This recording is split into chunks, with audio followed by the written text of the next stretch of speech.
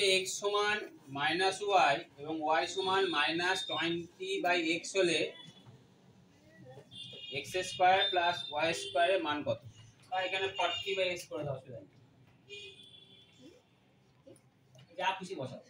তাহলে এখানে করবে কি, এখানে x সমান -y যেটা দেওয়া আছে, এই y এর জায়গায় মানটা বসাও।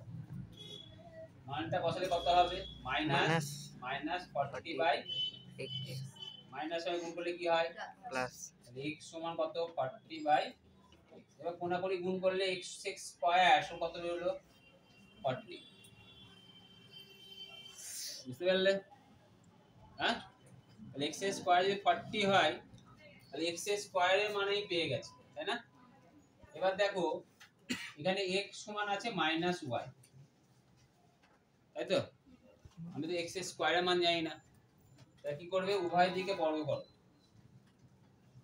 উভয় দিকে বর্গ করে পাই। তাহলে x এর হোল স্কয়ার সমান কত হবে? -y এর হোল স্কয়ার। তাহলে -y, তাহলে x এর স্কয়ার সমান কত? y square. -y স্কয়ার মানে কত? y স্কয়ার হয়। x এর, তার মধ্যে x এর স্কয়ার এর মান কত? 40। তাহলে y স্কয়ার এর মান কত হলো?